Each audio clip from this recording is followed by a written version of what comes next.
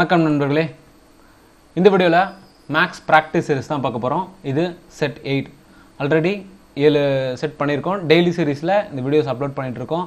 So இதில் நீங்கள் பார்க்கக்கூடிய மேக்ஸ் கொஷின்ஸ் எல்லாமே வந்து டிஎன்பிசிக்கும் ரயில்வேஸ்க்கும் காமனானது தான். ஸோ 2 எக்ஸாமுக்கும் நீங்கள் ப்ரிப்பேர் பண்ணுற மாதிரி இருந்தால் 2 எக்ஸாமுக்குமே வந்து மேக்ஸ் சிலபஸுங்கிறது வந்து மோராலஸ் காமன். ஸோ 2 எக்ஸாமுக்குமே வந்து யூஸ் ஆகிற வகையில் தான் வந்து இந்த கொஷின்ஸ்லாம் எடுத்திருக்கோம். கொஷின்ஸ் ஃபஸ்ட்லேருந்து லாஸ்ட் வரைக்கும் பாருங்கள். யூஸ்ஃபுல்லாக இருந்துச்சுன்னா நம்ம சேனலுக்கு சப்ஸ்கிரைப் பண்ணுங்கள் அண்ட் மறக்காமல் உங்கள் ஃப்ரெண்ட்ஸ்க்கெலாம் ஷேர் பண்ணுங்கள். First question, a circular round of radius 7 meter is surrounded by the path of width 3.5 meter. Find the area of the path.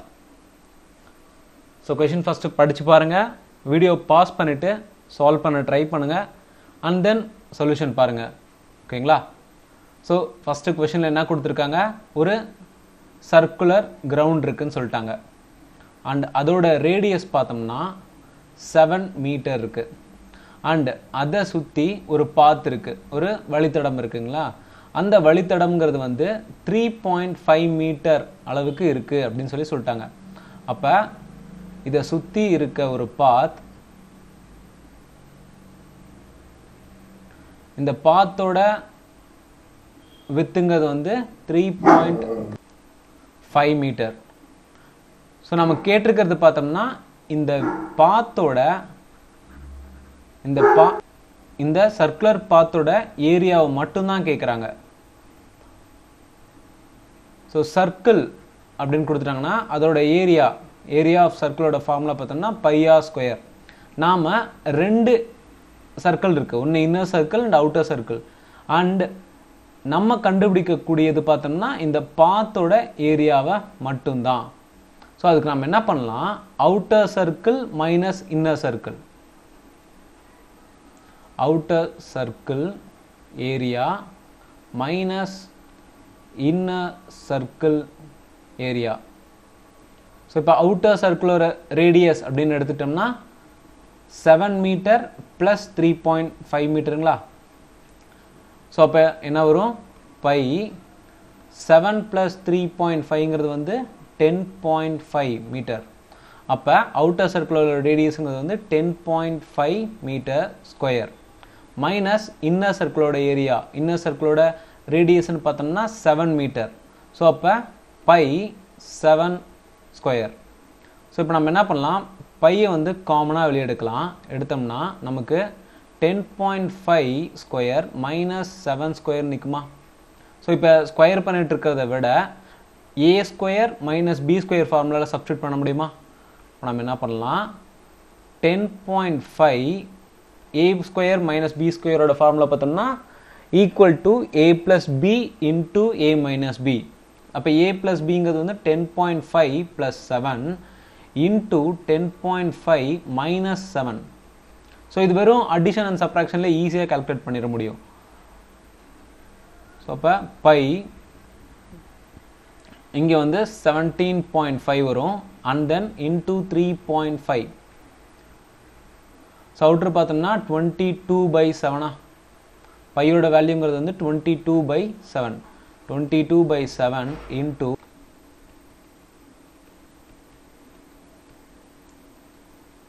7 cancel 0.5 வரும் அண்ட் ஃபர்தராக நம்ம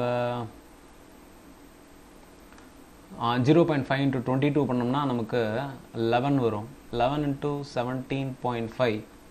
ஸோ 11 டேபிளால் இன்டூ பண்ணுறது நமக்கு ரொம்ப ஈஸி. ஃபஸ்ட்டு 5 வரும், 5 + 7 is 2.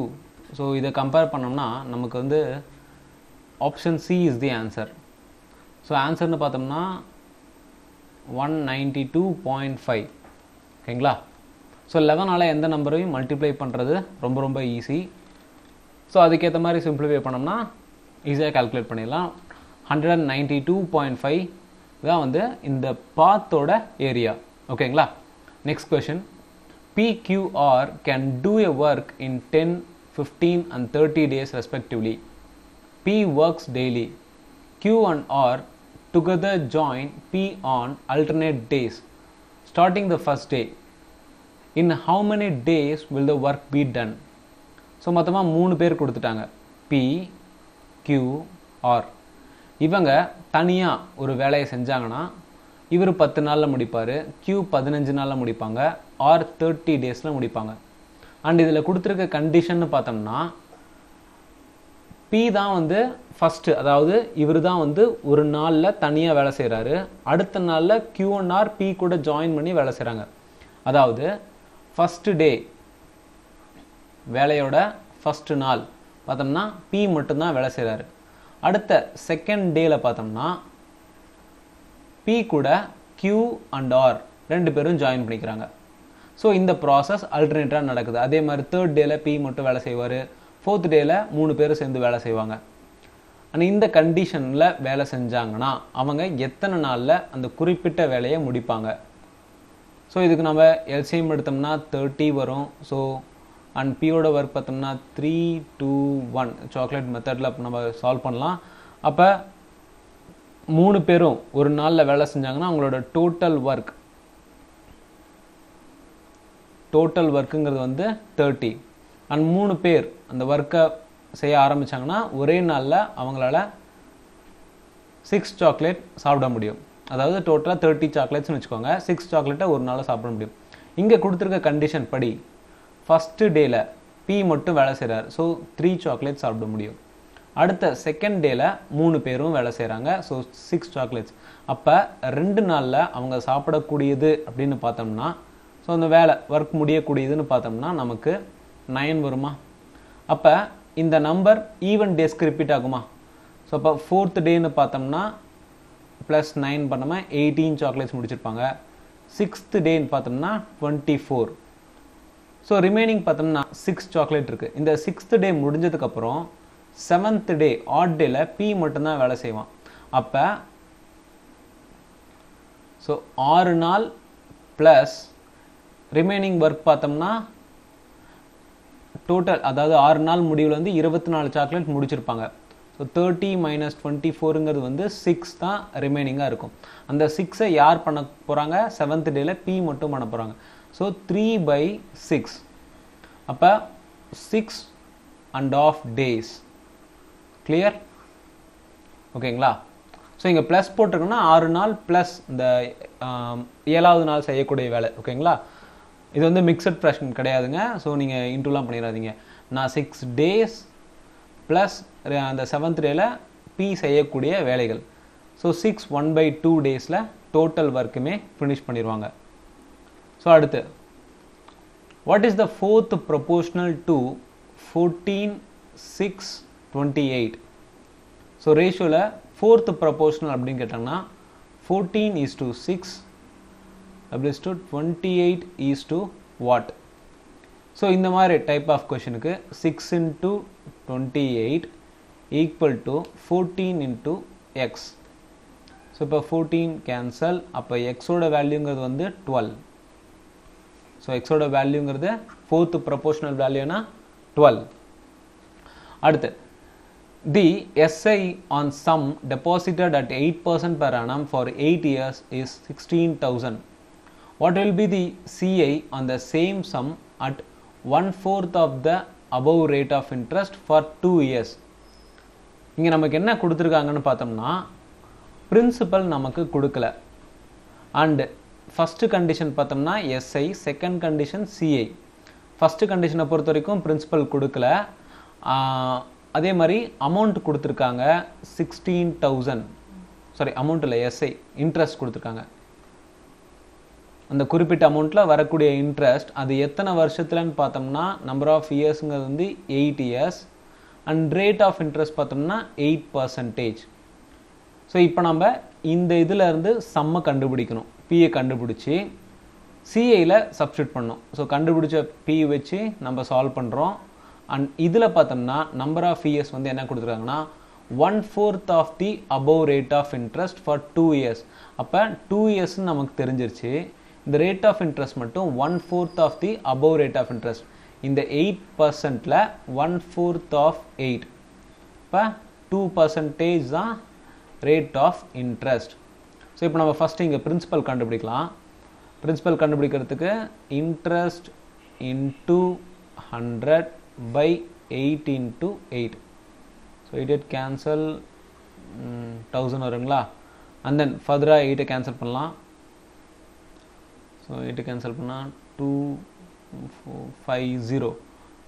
ஸோ அப்போ 25,000 நமக்கு கிடைச்சிருக்கக்கூடிய பிரின்சிபல். இந்த பிரின்சிபலை சிஐயில் நம்ம கால்குலேட் பண்ண போகிறோம். சிஐயில் எவ்வளோ இன்ட்ரெஸ்ட் வரும் அப்படிங்கிறது தான் கேள்வி.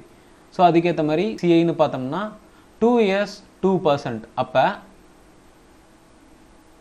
R1 plus R2 plus R1 into R2 by 100.